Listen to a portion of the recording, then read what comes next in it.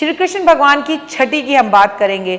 छठी तो मेरी और आपकी भी हमारे मम्मी पापा ने बनाई थी, लेकिन ओए होए वो कन्हैया की छठी हो तो फिर बात ही क्या। श्री कृष्ण भगवान की छठी 21 अगस्त 2025 के दिन मनाई जाएगी। दिन है गुरुवार का, लेकिन ये डिपेंड करता है, अगर कृष्ण जन्माष्टमी 15 अगस्त को बनाई तो छठी अलग होगी, 16 अगस्त को बनाई तो अलग होगी। अब वृंदावन में क्या होता है, और जो हमें ये देखना होगा कि भगवान श्री कृष्ण के अलग अलग जो मंदिर हैं वहाँ जन्माष्टमी कब बनाई जा रही है, वहाँ क्या होता है, उस हिसाब से हम इस पर जो है तारीख पर ध्यान देंगे। फिलहाल में आप उपाय पर ध्यान दीजिए। भगवान श्री कृष्ण के बचपन का भगवान कृष्ण के बचपन का तैयार कृष्ण छठी, ओए होए, ये बहुत ही खूबसूरत है। हर बच्चा जब पैदा होता है उसके छठे दिन उसका त्यौहार मनाया जाता है। कई जगहों पर ससुराल में, कई जगहों पर नानी के घर में। कृष्ण जन्माष्टमी पर कृष्ण जी की भी छठी मनाई जाती है। जन्माष्टमी भगवान श्री कृष्ण का जन्म उत्सव है, और हिंदू धर्म में एक उत्सव और भी है जो भारत और विश्व में बड़े उल्लास के साथ मनाया जाता है। जी हाँ, पूरे विश्व में छठी मनाई जाती है।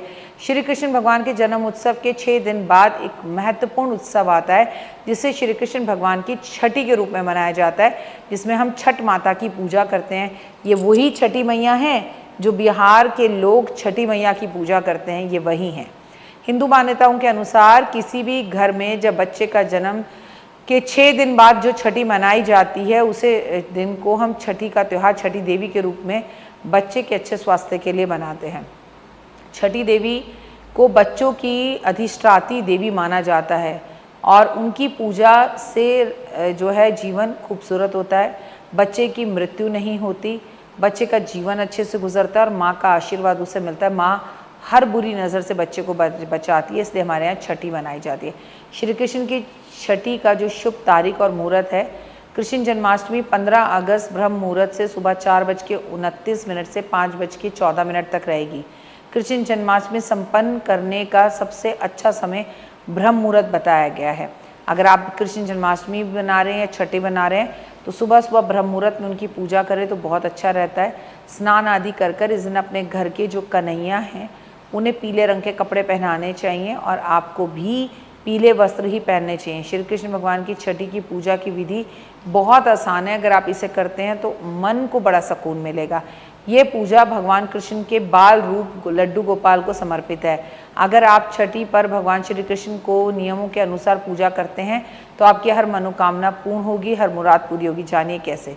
सबसे पहले स्नान, ब्रह्म मुहूर्त में उठकर स्नान करें। लड्डू गोपाल को पंचामृत से स्नान कराएं, जो लड्डू गोपाल आपके घर में हैं, और उन्हें दूध, दही, शहद, चीनी, घी से स्नान कराकर लड्डू गोपाल को नए वस्त्र पहनाने चाहिए। लाल रंग की चौकी पर पीले रंग का कपड़ा बिछाकर, लेकिन इस दिन भगवान को केवल और केवल पीले कपड़े ही पहनाए जाते हैं। श्रृंगार, उन्हें चंदन, फूल, मोर पंख से सजाएं, बांसुरी, मुकुट अर्पित करें, भोग लगाएं, मक्खन, मिश्री, कड़ी चावल का, तुलसी दल का। उन्हें अगर भोग लगाया जाए तो बेहद प्रसन्न होते हैं। और वहाँ पर छोटे छोटे बच्चे ज़रूर होने चाहिए। भगवान की आरती गानी चाहिए, दीप दिखाना चाहिए, प्रसाद बांटना चाहिए, प्रसाद का वितरण सारे लोगों के बीच में करना चाहिए। ध्यान योग्य बातें जो है वो ये हैं कि छठी की पूजा शाम रात के समय की जाती है, लेकिन ब्रह्म मुहूर्त से ही भगवान को सजा सुजू के दूल्हे की तरह बिठा दे।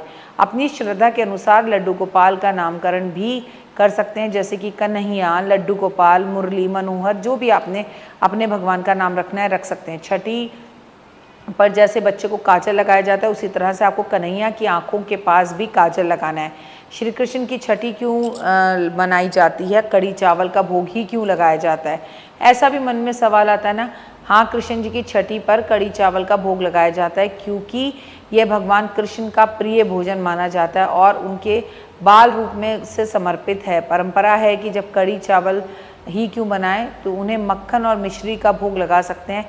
ये सवाल आपके दिमाग में कई बार आता होगा कि आखिर भगवान को कड़ी चावल का ही भोग क्यों लगाया जाता है, इसके सिवा कोई और भोग क्यों नहीं लगाया जाता। क्योंकि भगवान को बेहद पसंद है और पौष्टिक है। कड़ी चावल एक सरल और पौष्टिक भोजन है जिसे भगवान कृष्ण ने बाल रूप में से माना जाता है और बहुत उन्हें पसंद था, इसलिए बनाया जाता है। सरलता, कड़ी चावल बनाना बहुत सरल है, आसानी से पचाया जा सकता है और आसानी से सादगी से बनाया जाता है, इसलिए बनाया जाता है और भगवान को बेहद प्रिय है। ऐसा भी माना जाता है भगवान श्री कृष्ण को कड़ी चावल बहुत पसंद है। यशोदा माँ अक्सर उनके लिए कड़ी चावल बनाती थी और वो कढ़ी चावल खाते थे, क्योंकि 6 दिन का बच्चा तो कढ़ी चावल नहीं खाएगा। लेकिन ऐसी मान्यता है कि अगर आपके बच्चे की भी छठी हो तो आपको भी अपने घर में रिश्तेदारों को बुलाकर छठी के अंदर कढ़ी चावल ज़रूर बना के खिलाने चाहिए। और देखिए ना, इस दिन तो दिन भी गुरुवार का पड़ रहा है और अक्सर मैं आपको गुरुवार को कढ़ी चावल बनाने के लिए कहती हूँ। और ये भाद्रपद का महीना है, मैं आपसे ये भी हमेशा कहती हूँ कि सावन में कढ़ी नहीं खाते तो भाद्रपद में कढ़ी ज़रूर खाते, क्योंकि भाद्रपद का महीना पूरी तरह से श्री कृष्ण को समर्पित है। तो आप सभी को भगवान की छठी की बहुत बहुत शुभकामनाएं। और अपने घर के बालकों की, छोटे छोटे बच्चों की आज नज़र ज़रूर उतारें। और आज श्री कृष्ण और राधा रानी को आप पीले वस्त्र भेंट स्वरूप देकर आएँ। टॉफ़ी चॉकलेट बच्चों में ज़रूर बाँटें, मक्खन मिश्री का भोग लगाएं, तुलसी के पौधे लगाएं। और हाँ, आज विशेषकर केले के पेड़ की पूजा करें, केले के पेड़ पर शहद का पानी अर्पण करें और केले पर जल भी अर्पण ज़रूर करें। फिलहाल दीजिए इजाज़त। नमस्कार, जय माता।